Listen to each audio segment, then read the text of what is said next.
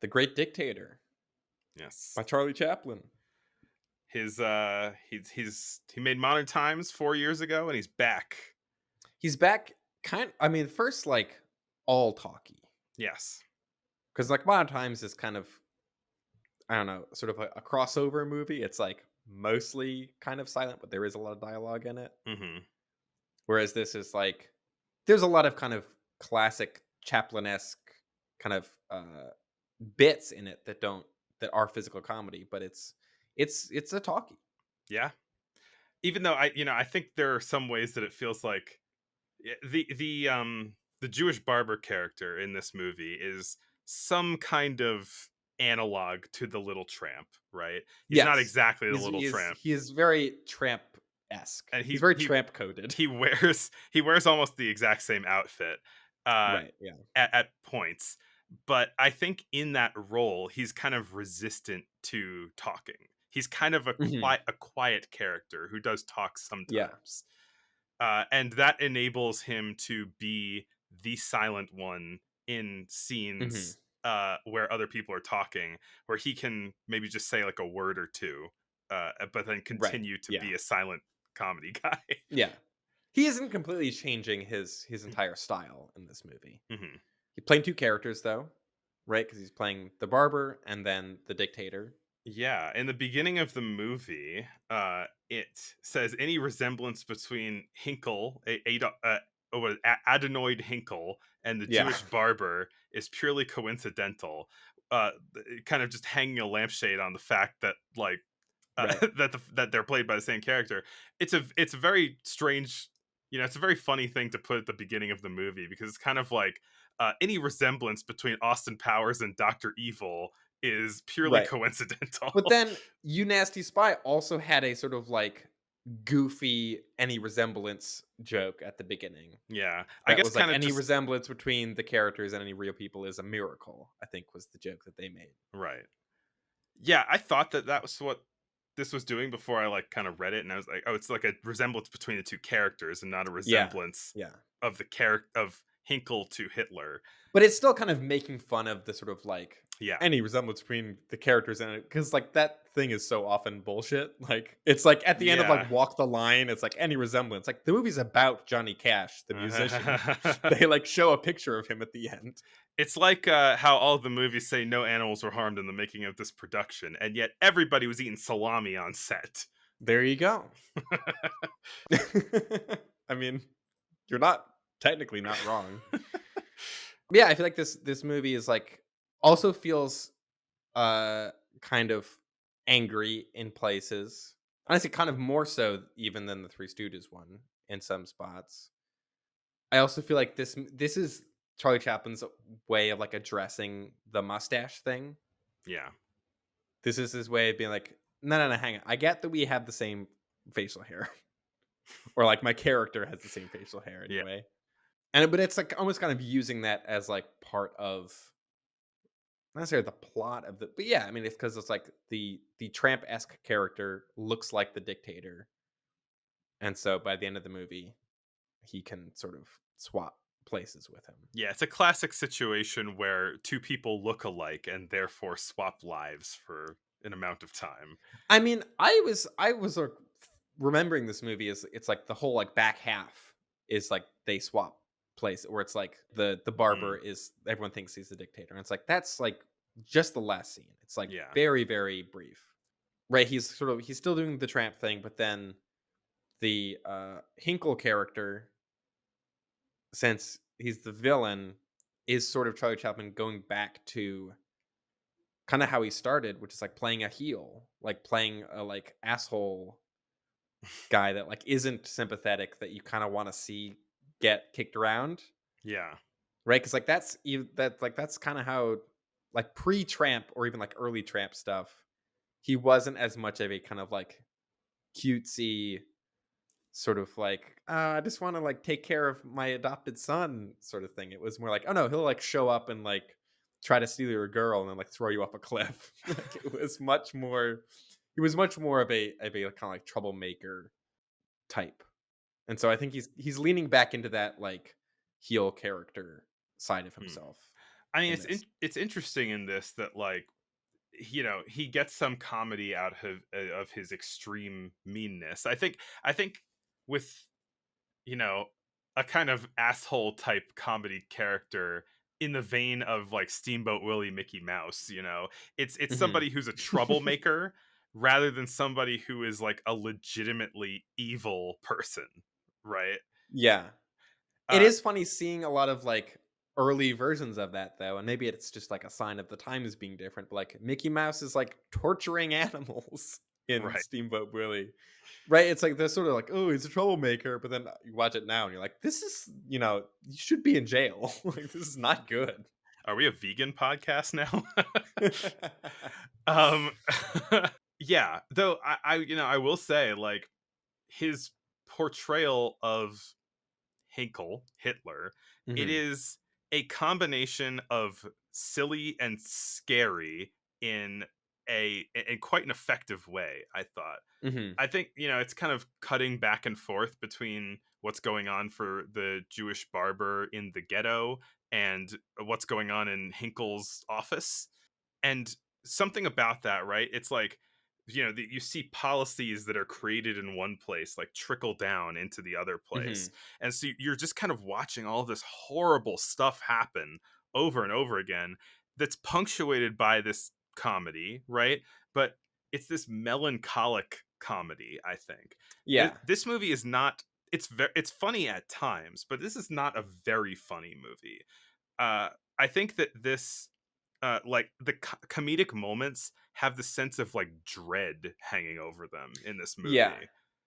Whereas, like, the Three Stooges short also, I mean, the Three Stooges short is what? That's, like, 17 minutes, something like that? Hmm. 2 reels. It's very short, but it's, like, that's all, like, satire, right? That's all, like, silly stuff. Whereas this is right, there's, like, long stretches that are not silly really at all. They're just kind of upsetting. Yeah, it feels in a way like the Chaplin's kind of distinction that he made between him and Keaton and Lloyd, right? Where Mhm. Keaton, for example, is just like pack in the jokes. It's about jokes, right? Where once Chaplin made The Kid, I feel like, so once he started making features, he wanted them with a little heart and with a little Yeah. sadness. There are Well, moments, there was the thing where it's like, this picture may give you a laugh and maybe a tear. yeah. And this one, I think, rather than this kind of like broad sadness that you might get because like Mhm. the prospector tramp got ditched by everybody and no one's nice to him. It's Yeah. this sadness that is loaded with all of this real world stuff, right? Yeah. like Yeah. like it's not movie sadness, it's invoking some real horrors, and it's Mhm. it's angry about these horrors. Like it is Yeah. uh it is almost, it goes up to the point almost of advocating for like bombing their parliament or whatever because they're like political action must happen. This Mhm. is a step up in the political awareness of modern times, for example. I was actually kind of a little surprised, I guess, at both this and You Nasty Spy, but, like, they are both very blunt and very kind of broad satires, but I don't know, there was, like, kind of more insight into. I feel like maybe it's just the fact that, like, in over the past, what, however many years in the United States, there's just been a lot of, talk about, dictatorships, fascism, Yeah, strong men, we've all this sort learned a of. lot about this stuff. Right, but, like, the psychology of it, of how it's, like, based in just this, like, pettiness and, like, smallness, right? Like, Yeah.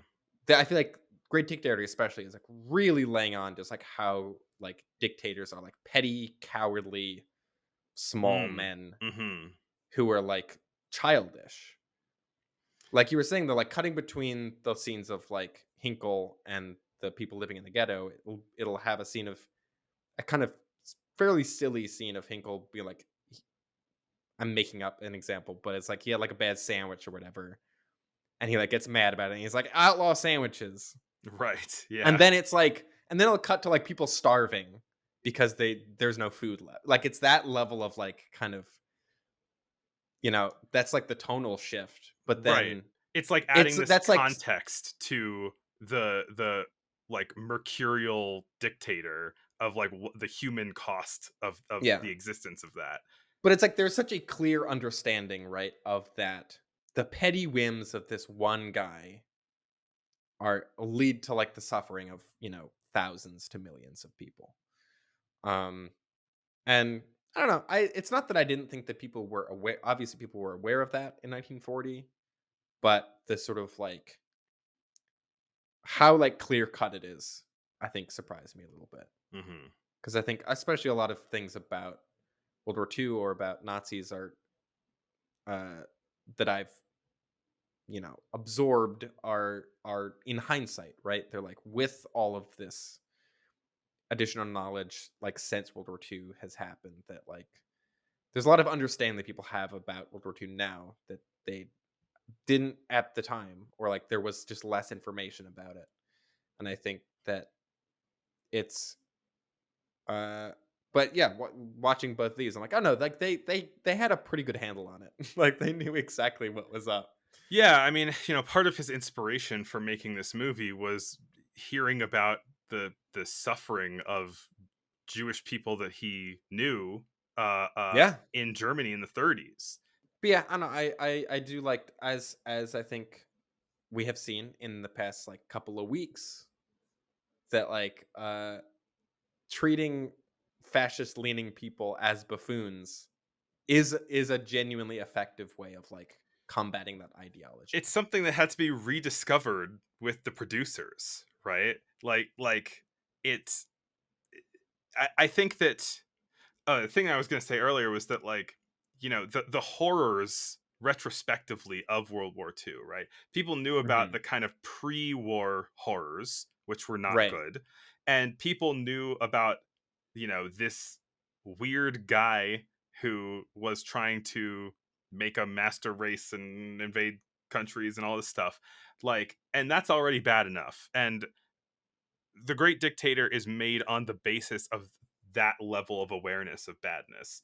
Where Hmm. he said in his biography in the 60s, he might not have made the Great Dictator if he knew about the concentration camps and Right. like how horrific they were. Well, I mean, Nasty Spy makes a concentration camp joke, Well, which he is ends up in a concentration camp in this movie too. yeah. Well, it's isn't it kind of more like a POW camp because he gets sent with I, like I the mean, they call it a general. concentration camp, even though it Right. looks like a more milquetoast POW camp. Right. Yeah, probably because that's what the context That's was. what they assumed that it was. Right. But that is a thing, right, where it's like they knew they existed and they knew that they were very bad places to be, but they did not there was not a level of awareness, I guess, of like how horrific it was. They were not aware of the systematic genocide that was Right. happening. Um which right, it makes us, I guess, some of the humor land a little differently now than it probably would have then. Um Well, but I mean, I think I don't know if it tends to like mess up the humor. I think honestly what it does is make this movie more upsetting than it was when it came out. right, I think there's a little bit more like I was able to like read things into this movie that maybe weren't even intentional in terms of like how dark it is. Yeah. Um the movie ends with, this kind of mixed up situation between Right. the Because Jewish. Hinkle is like, uh, he's like fishing and he falls off his boat and disappears and no one knows what happened to him. Like that's the last time we see that character. Well, no, he falls off his boat, and then two guards. He's like near the prison camp that the Jewish barber is at, and so the two guards think it's Oh, the right. escaped Yeah, barber, and then put him in the concentration camp, which is a great ending for Hitler, right? that Put him is put him away in right. a concentration camp, Yeah. where uh, the Jewish barber is posing as Hitler, as Hinkle, and Hmm. um, and then ends up accidentally kind of finding his way into having to deliver a victory speech of a like we successfully invaded a country, right? Hmm. And he's trying to keep his ruse up, and he delivers a speech at the end of this movie that knocks you on your ass, or It's so good. it I was overwhelmed when I was hearing this speech. It was, especially with like everything that is loaded into the movie with the knowledge of the concentration camps. It's heavy. It's Yeah. heavy. But it's it's sort of, it's not just, like, wallowing in sort of, it's a very, No, it's beautiful. it's a very kind of, I feel like uplifting is kind of the wrong word, but it's a It's very optimistic. it's a very optimistic Yeah. monologue. It's talking about how, greedy, horrible people will take advantage of others. It talks about how they turn people into machines, which is calling back to some of the Mm, theming in modern times. Uh, but then I think, yeah, a really potent line from it was where he talks about how, even horrific dictators are men and they will die. And as long as men die, then liberty will survive, mm, because people like Hitler, even if it takes for the entire length of their lives, will eventually die, and what they stand for will die. And there is hope, and it's yeah. oh, I wish this movie didn't, like, hit home so much, just because, like, I wish the state of the world was different right now. right. But, like, yeah, I feel like this movie felt very timely to 2024. Yeah, I mean, well, the thing is that it's like these are universal themes because it Mhm. is a universal throughout history experience of people taking advantage of other people, of people Right, seizing yeah. power and killing and worshiping, demanding that other people worship them. It happened with kings, It happens. It happened with fascists, uh, and in some ways, it's happening today. And it feels like, the uplift that is meant from that speech, the optimism from that speech, is something that we can apply to today. Yeah. I certainly was, like, roused by it. Yeah, Um, I was like, I do I do think do I need to do something right now? it Right. I do think it's really, I find it really interesting how, I think this is, of everything that I've seen, this is one of Charlie Chaplin's best works, Yeah. and I think the best part of it is this speech, and it's for a guy who is, like, kind of the image of, like, silent comedy, right? It's like that is, if you were to personify, like, silent comedy into a single person, most people would pick Chaplin. Hmm. You show a picture of the Tramp, people know that that's like, oh yeah, silent movies. Like there's an immediate kind of shorthand there, and the, like, best and kind of most powerful moment of this movie is like him basically staring directly down the barrel of the lens and speaking. Yeah.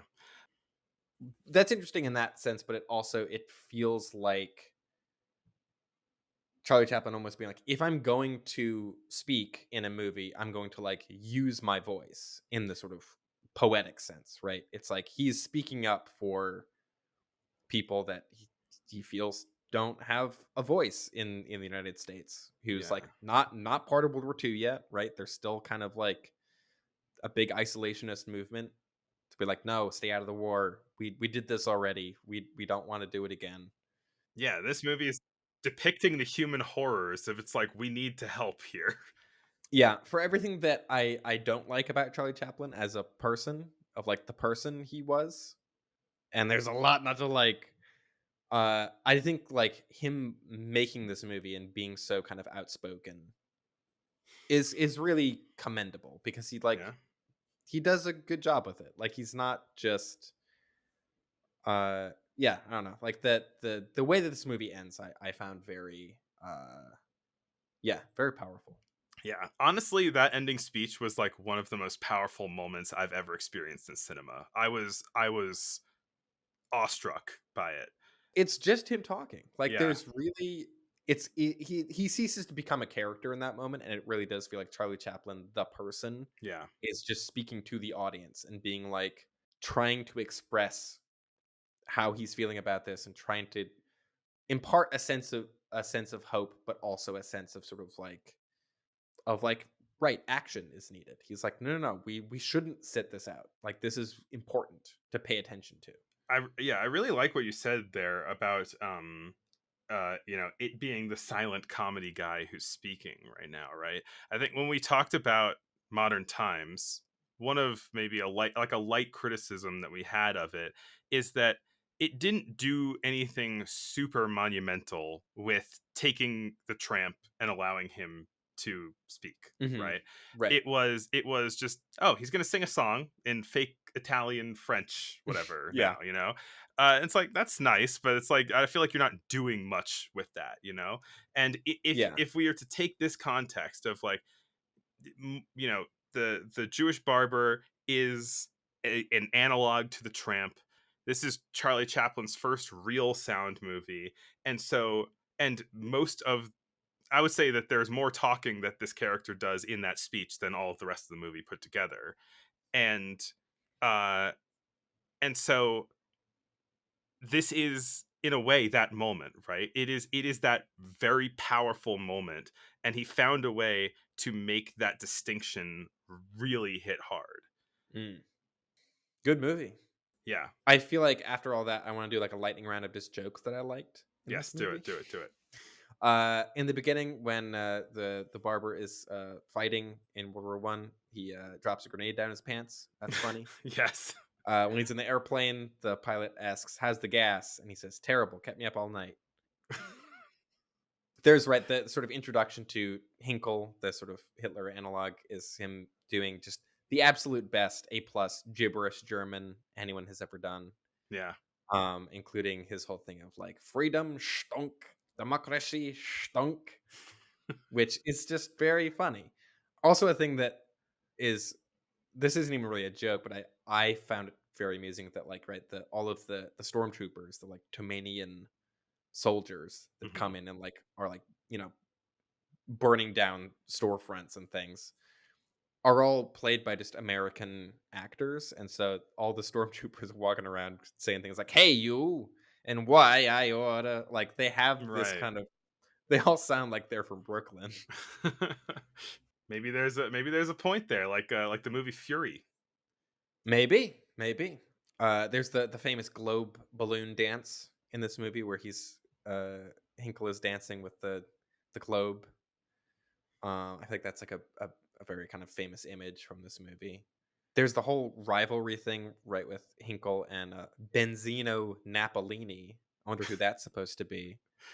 Um, Chico Marx is who he is. Again, leaning into the sort of like these people are buffoons, these people are idiots of like their whole rivalry, and like neither of them wants to be seen as like small or like like they both want to be higher status than the other person, Yeah. and so there's all like the chair stuff Yeah, where they're like puts like in a really hike tiny like hint chair. like winching up these The barbershop barbershop chairs. chairs, which I like forgot was in this movie, and It's it's a such a good it's joke. a very Looney Tunes It's gag. right, but it's great, and also the fact that it is live action rules. The fact that they Yeah. built barbershop chairs that go like 20 feet in the Yes. air. Yes. Um, so yeah, it's like in addition to all of that really great, powerful thematic stuff that's in this movie, there are a lot of funny, silly bits in it too. Yeah, I think also it's got the first usage that I've seen of, I feel like, a pretty classic joke of like a translation related joke where someone Mm, says something really long and then someone translates it as yeah, something really short, and then someone says always something funny. really short and then it's like Yeah, four sentences or whatever. They do it in uh they do it on Whose Line, they do it in Wayne's World. It's yeah. It's always funny. It's one of yeah. those jokes that's just like it always hits. Like you were saying, the like fake German is very good, and they're like slipping in English words uh, Right, yeah. to to just kind of like cue you into what's going on, but also it's just funny. Like they say stuff like banana. They say Yeah. there's someone the Goebbels character is hair garbage, which Yeah. is Great. great, amazing. uh, Uh, Also, like, kind of alluded to a similar joke in You Nasty Spy, but like the the swastika, their version of the swastika logo is a double cross, Mm, which, you know, it yeah. works. It works. In Nasty Spy, it's 2 snakes, I think, that are sort of, like, bent into the shape of a swastika. Yeah, on the map, there's like a place called Double Cross, which I thought was a weird Oh, right, synergy. yeah. Yeah, good movie.